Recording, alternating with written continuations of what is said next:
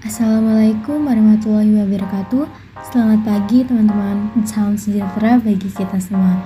Pada kesempatan kali ini, kami dari kelompok 1 yang beranggotakan Didin Hidayatullah, Eka Prasetya, dan saya sendiri Siti Lail Mafiroh ingin memberikan video materi terkait kepadatan penduduk.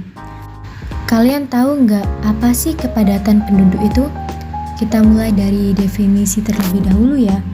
Kepadatan adalah hasil bagi jumlah objek terhadap luas daerah, sedangkan penduduk adalah mereka yang bertempat tinggal atau berdomisili di dalam suatu wilayah negara atau menetap. Biasanya penduduk adalah mereka yang lahir secara turun-menurun dan besar dalam suatu negara. Dengan demikian, kepadatan penduduk mengacu pada jumlah penduduk dalam suatu wilayah dibagi oleh luas wilayah tersebut. Ini membantu mengukur sejauh mana suatu daerah dapat dikatakan padat atau jarang penduduknya. Lalu, apa saja sih faktor yang mempengaruhi kepadatan penduduk? Secara garis besar disebabkan karena adanya dua hal, yakni faktor dinamika dan mobilitas penduduk di tiap wilayah. Oke, kita mulai dari yang pertama, yaitu faktor dinamika kependudukan. Pernah kebayang nggak apa yang dimaksud dinamika penduduk? Dinamika penduduk adalah perubahan atau pertumbuhan jumlah penduduk dari waktu ke waktu.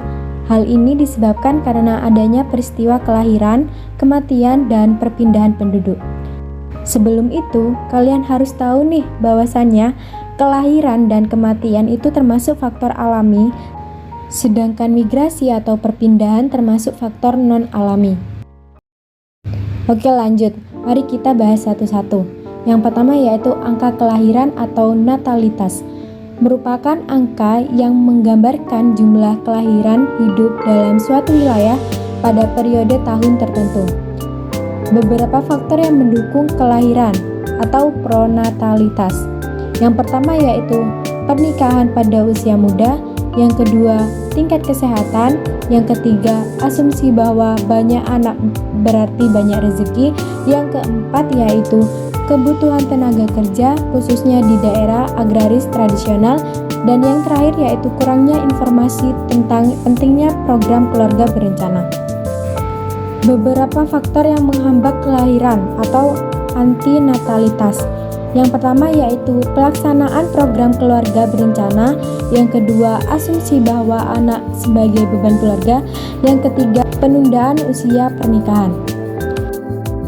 Yang selanjutnya yaitu angka kematian atau mortalitas, menunjukkan jumlah kematian per 1000 penduduk dalam periode tahun tertentu.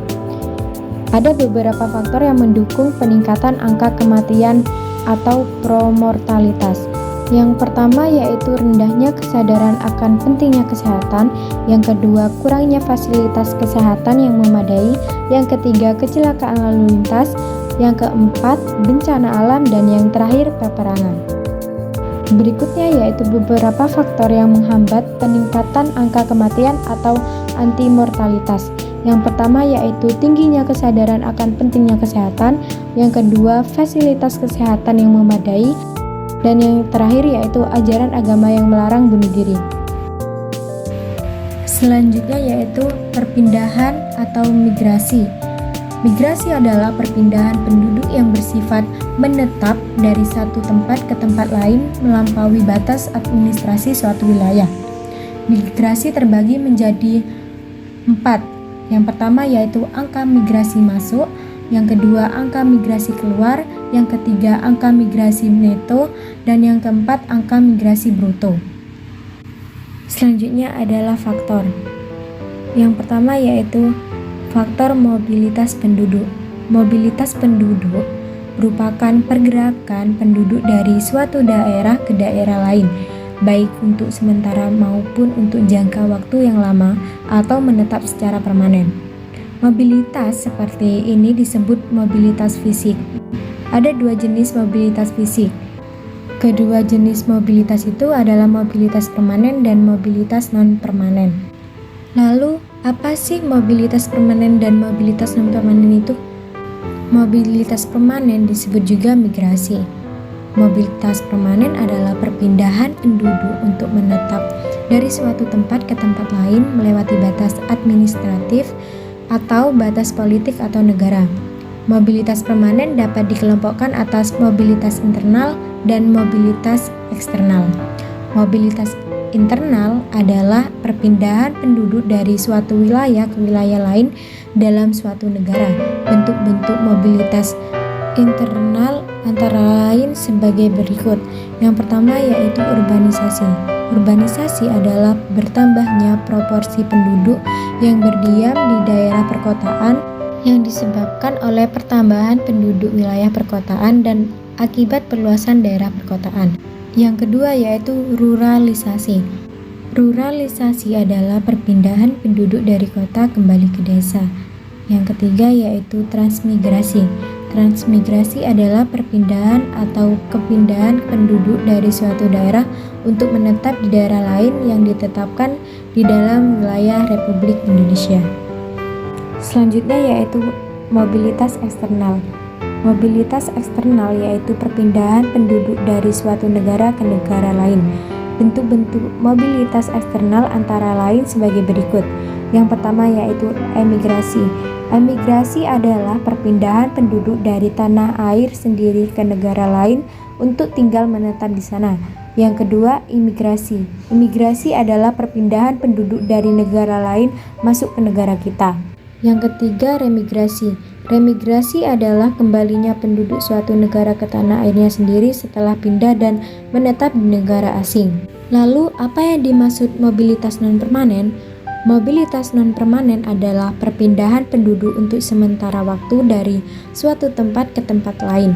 Mobilitas non-permanen dapat dikelompokkan menjadi dua, yakni yang pertama komutasi. Komutasi dilakukan dengan pergi pulang dalam tempo kurang dari 24 jam. Yang kedua yaitu sirkulasi adalah bentuk mobilitas penduduk non-permanen yang dilakukan dengan menginap di tempat tujuan untuk sementara waktu. Nah, itu tadi beberapa faktor yang mempengaruhi kepadatan penduduk, yang mana ini nantinya akan berdampak pada penduduk itu sendiri bila hal-hal tersebut tidak dikendalikan dengan benar dan akan memunculkan isu-isu masalah kepadatan penduduk lainnya, mulai dari kualitas penduduk yang menurun, indeks pembangunan manusia yang lemah, atau bisa dilihat dari segi kesehatan yang rendah, tingkat pendidikan yang rendah, dan pendapatan per kapita juga rendah. Persebaran penduduk yang tidak merata, bonus demografi yang tidak diimbangi dengan lapangan pekerjaan yang cukup, dan parahnya hingga memicu terjadi ledakan penduduk. Di mana nantinya ledakan penduduk atau overpopulasi ini akan menyebabkan masalah-masalah lain yang berdatangan, salah satunya masalah sosial seperti pengangguran, kriminalitas, dan kemiskinan yang tinggi. Nah, tentu hal tersebut tidak kita inginkan dan jangan sampai ini terjadi. Oleh karenanya, kelompok kami berani mengambil tema ini bukan hanya sekedar kebutuhan materi saja, tetapi juga ingin berkontribusi akan pentingnya urgensi dalam masalah kepadatan penduduk, mengingat Indonesia di tahun ini 2024 mengalami yang namanya bonus demografi, di mana kelompok 1 berkomitmen untuk menekan terjadinya ledakan penduduk, salah satunya dengan melalui penyampaian video materi pada kali ini.